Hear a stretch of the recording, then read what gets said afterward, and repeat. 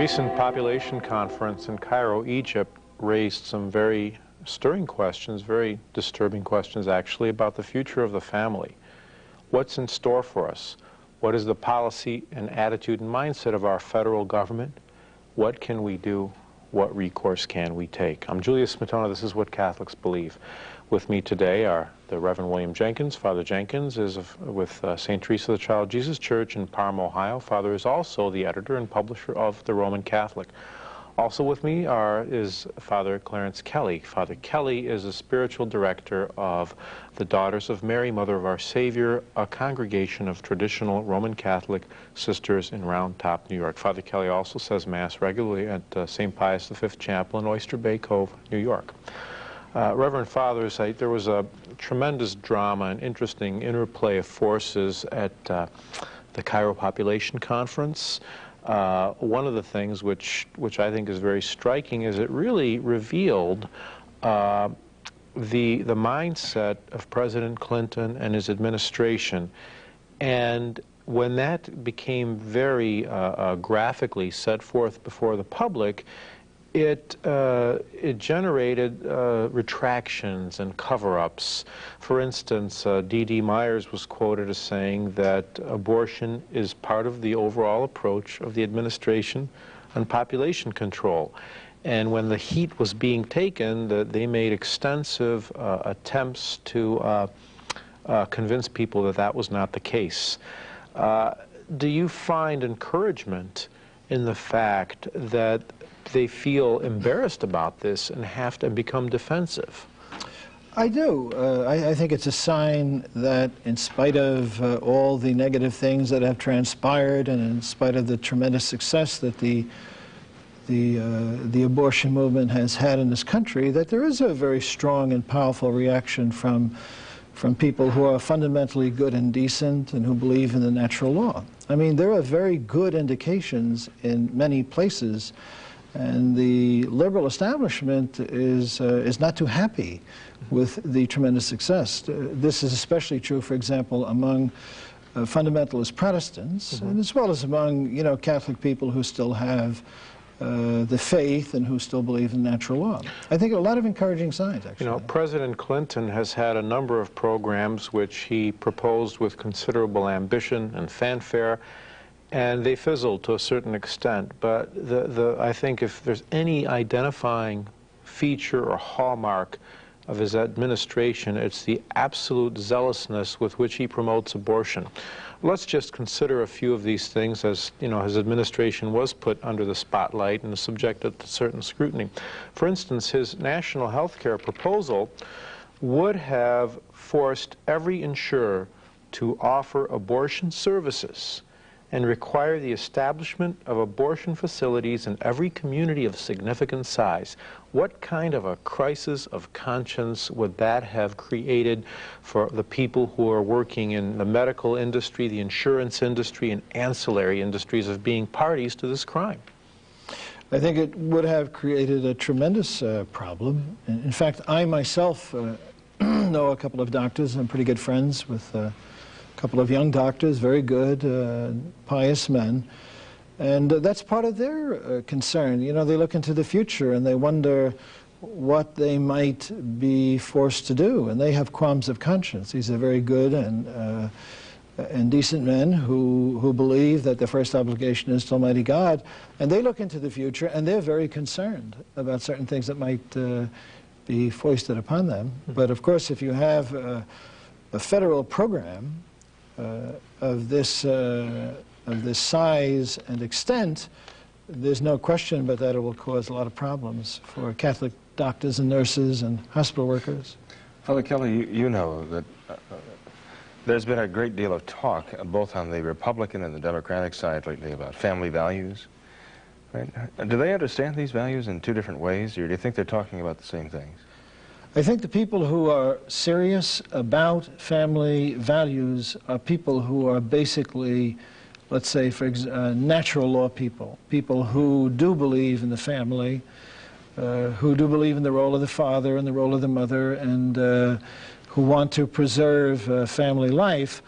But then, of course, you know, there are the politicians, and politicians will say almost anything in order to gain some advantage from it. But I think the fact that even politicians resort to things like that is an indication that there is quite a substantial number of people out there who are good and decent and who really want to do the right thing. Like they have to pitch themselves this way because they realize that there's an audience that wants to hear this. Sure, it's a good indication. That is a good sign. You know, there's a story that is really kind of heart-rending, and it reminds you something, Father, you're familiar with, you know, the situation in Hungary in 1956 when the people were rallying and were ready to throw out the communists, and then they were short of supplies, and they saw the U.S. planes coming, and they thought, oh, wonderful, we're going to have arms. And well, what it turned out is they sent them powdered milk, and then President Eisenhower issued a statement saying that the U.S. looks disfavorably upon nations which border the Soviet Union, which are hostile to the Soviet Union, and that clearly referred to Hungary. We had a similar situation in the pro-life case. Guam is a U.S. territory which is 95% Catholic. In 1990, they passed a strict anti-abortion law. It was signed by the governor. And the ACLU, American Civil Liberties Union, Washington office, upon discovering this, dispatched one of their agents to Guam, and they set forth a motion to challenge this law in court. The law was overturned. The governor was, of course, very upset, as were the people, and they appealed to the Ninth Circuit Court of Appeals in Hawaii. And again, the overturning of the law was upheld, and they're going to try to appeal all the way to the U.S. Supreme Court. And of course, they want to now become independent of the United States because of this militant exporting and imposition of their values on others.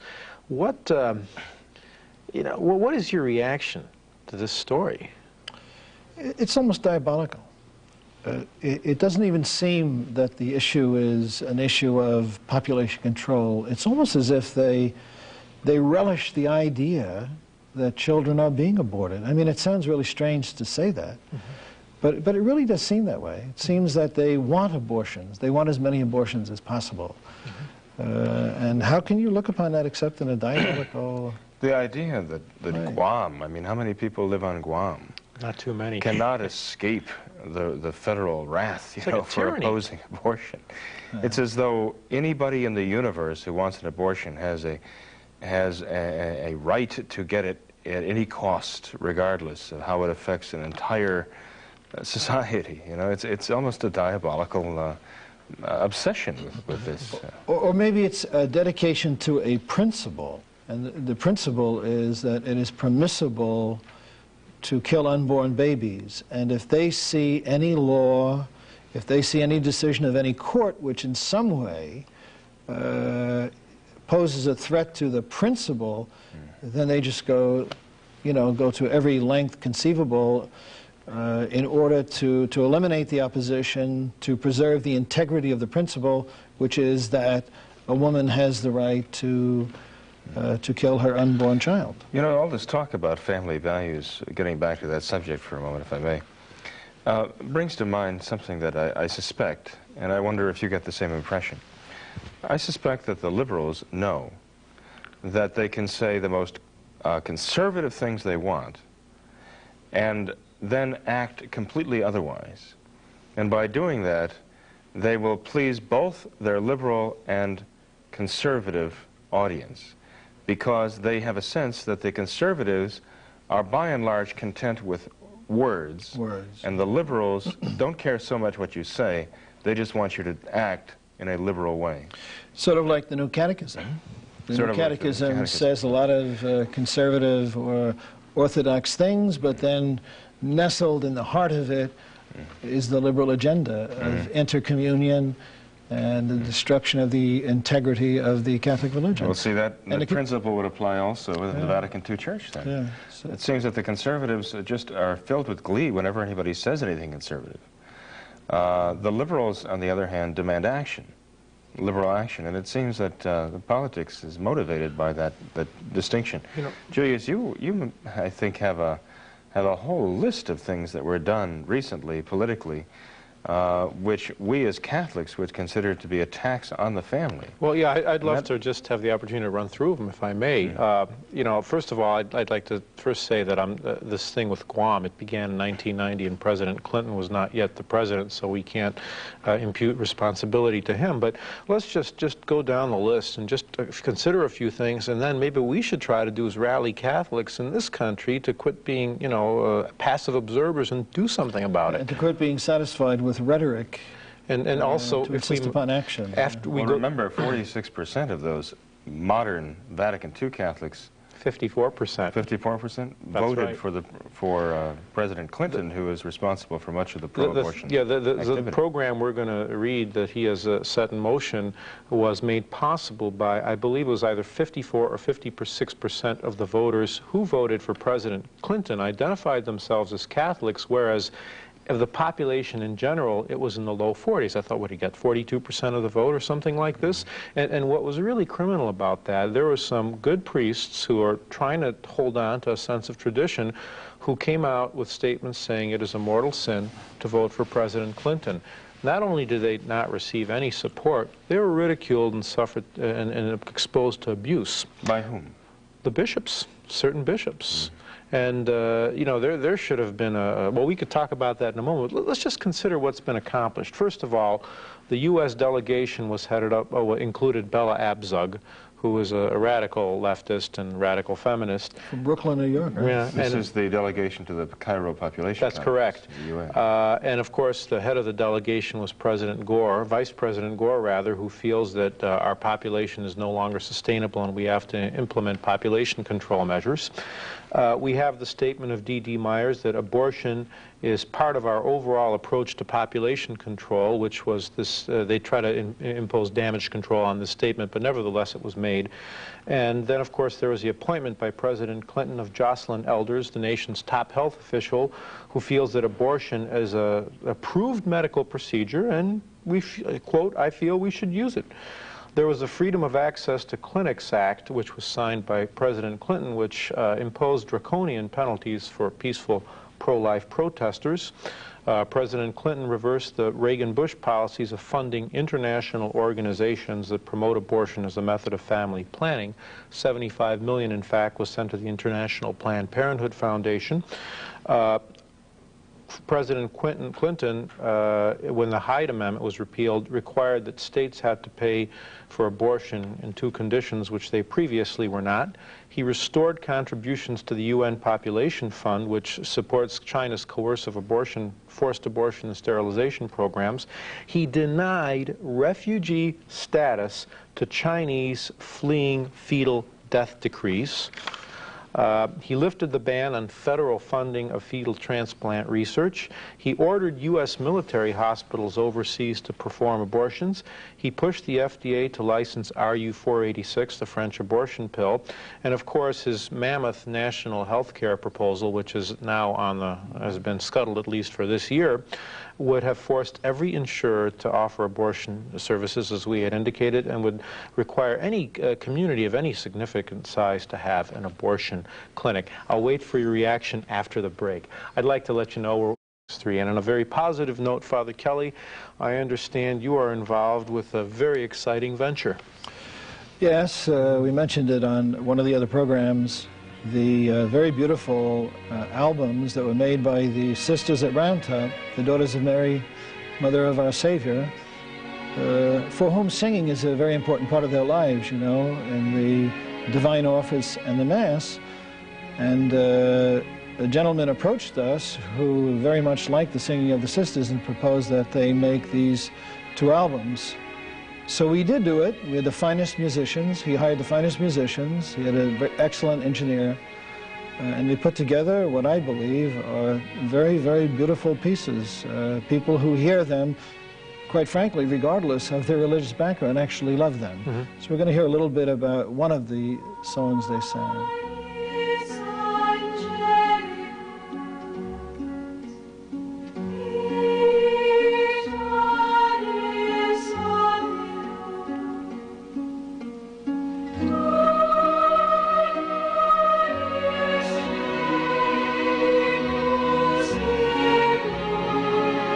Christ.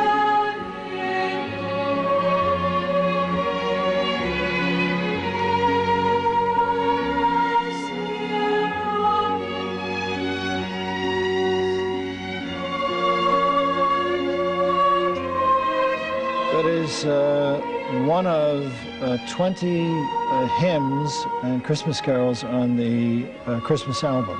The Sopanis Angelicus by Cesar Franck. Who Pavarotti made it into a Christmas... You know, there's a very interesting story about Cesar Franck and the kind of life he led, and it was very inspiring, actually. He was very retiring. He didn't want this tremendous success or fame, and he was content. A lot of his income was earned by being a church organist, and he had a great interest in sacred music, as a matter of fact. He certainly did a beautiful job when he wrote Panis Angelicus. And I understand these are available on compact disc as well? They are. They'll be on compact disc and also on tape. And of course, our telephone volunteers can tell you much more about it, so give us a call. We'd love to hear from you about that. At any rate, Fathers, to go from the sublime down to the very non-sublime, or rather the coarse, we've now set forth some of the accomplishments of the Clinton administration. We know who put him in power, who was largely responsible to put him in power. What can we do about it? What kind of a program of action would you propose? Father Kelly? Well, I would just say that I think that the people in this country who believe in fundamental family values, who have a sense of the moral law, who believe in the natural law, and they want what is good for their families, for their children, and for the country, they have to band together. They have to work together, and they have to struggle together, and they have to fight together, because the future of the country is at stake as well as the future of the world. Because if the United States goes down and becomes simply a department of some world government, then the whole world, from a natural point of view and a human point of view, is lost. Father Jenkins, one of the projects we've actually been involved in is the organizing of public rosary processions in reparation for the national sin of abortion in accordance with Our Lady's request of Fatima. Maybe you could tell us something about that, and again, if the viewers would like to know how they can either participate, and around or about January 22nd of each year we sponsor them in various cities throughout the country. If they'd either like to participate or they would like to organize one and show this solidarity with the Mother of God and in opposition to these policies, we could tell them, but maybe you'd like to tell us something about that. Okay, well, they should call in and talk to our volunteers who will answer the phone and give them information on that subject. And you're getting to the very heart of the matter, Julius. I mean, our Blessed Mother told us what we need to do, and she told us what was the essence of the problem, why these things are happening to us today. And she said it's because of the sinfulness of mankind. So she says that for those who love God, or want to love God, they have to begin living as though they do. And we have to begin offering to God reparation for the sins being flung in his face daily by the world. Our Lady said at Fatima in 1917, in a series of apparitions that culminated on October 13th of that year, in the miracle of the sun, that we all have to pray and do penance. And she said that the prayer was especially, not exclusively, but especially to be the rosary. And the penance that we would have to do was especially, and not exclusively, to be faithful to the duties of our state and life.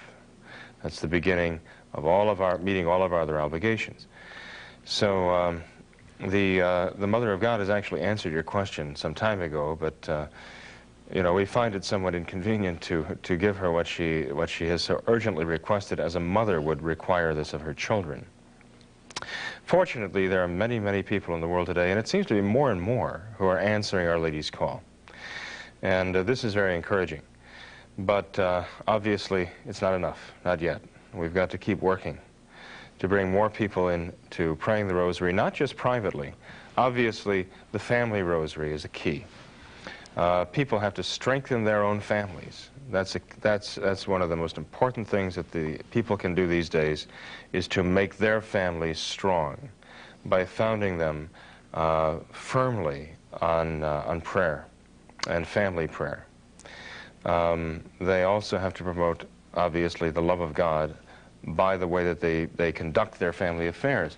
You know that Father Matteo, in the early part of this century, promoted the consecration of the family to the Sacred Heart of Jesus, and which is known as the ceremony of the enthronement of the image of the Sacred Heart in the home. Very, very important today to form again a foundation for a strong, strong family. The liberal divorce laws throughout the world have done so much damage. Actually, we might say that virtually every evil that has struck the family in the course of this century has followed upon the liberalization of the divorce laws, because they have shaken the stability of the family. They have produced a generation which is largely homeless, whether or not they have houses to live in. Homelessness goes far beyond whether or not you have a house. You know, and there's so many young people out there who are growing up now or have grown up without homes and without real families. And this is a terrible tragedy, and I think it's the bedrock root of the problems that we're seeing today. We've got to strengthen the families that we have and promote the love of God in the children. I think we also have to seize the initiative, because it's clear that those who are supposed to be the leaders are not exercising leadership. When the Last Temptation of Christ came out, the U.S. bishops did nothing. When the Hail Mary came out, it was again the weak-kneed reaction. We see Catholic politicians who promote abortion and they're not excommunicated. What's worse, we see Catholic priests and Catholic theologians and Catholic organizations promoting it, and nothing is done. I think it would be glorious if the viewers could call us and we could see in 20 major cities around January significant public rosary processions specifically directed to this crime of abortion.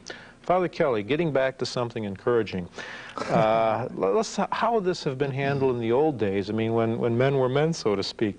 We know that when Henry VIII attempted to get a divorce and appealed to St. Pius V, he said, I am not free to do it. When he got the divorce, he imposed a papal interdict on England. The Mass could not be celebrated there. What would St. Pius X have done or told American Catholics, and what would the U.S. bishops have done in the early part of this century had there been a militantly pro-abortion, pro-death presidential candidate? What would he have told the Catholic people? Well, first of all, I'm not exactly sure of the sequence of those events with regard to the interdict imposed upon if it happened before? I think the interdict was imposed under Queen Elizabeth, right? Right. It was Pope Pius V, St. Pius V, who was Pope then, and Pope Clement, who was reigning at the time of Henry VIII. Okay. Henry VIII. But I think it's a question perhaps of what we talk about all the time. In other words, if this reform had not taken place in the Church, if the faith was strong, if the Mass, the true Mass, were being celebrated everywhere, if priests were what they should be and the heads of families were what they should be, it would be different. You know, it would be different. The changes, the reforms have created a vacuum, as it were, and the consequent destruction of morality. But if it were, for example, if the level of morality was such at the time of the Vatican Council and Pius X were Pope, the whole history of the world would have been different. Because the Catholic people in America were very good, actually, in comparison with many of the Catholic countries, so-called Catholic countries of Europe. No doubt about it. Yeah, there's no question about it. And if Pope St. Pius X had been Pope instead of John the 23rd, literally, without any exaggeration, the entire history of the world would have been changed. And it would have been changed because not only would there have been continuing conversions to the Catholic faith, but the Catholic Church would have had a tremendous impact on the public life in the United States. We would not have, you know, massive abortion and the destruction of family life among Catholic people, and their complete abandonment on the teaching of the Church with regard to marriage and birth control. It would have been different. They would have exerted a tremendous force for good that would have affected the lives of the people and ultimately the life of the country. Father Jenkins, what would have the bishops have done had this, if we moved this situation back 80 years and we had such a political development? The bishops in this country? Right. I see. Well, that's a very good question. A political development as what? Like having a candidate who was militantly pro-abortion running for president in 1910. Well, I think they would have come out and told all the Catholics that in conscience they would be committing a mortal sin to vote for this policy, which obviously would mean voting for the people who promoted these policies. You've been watching what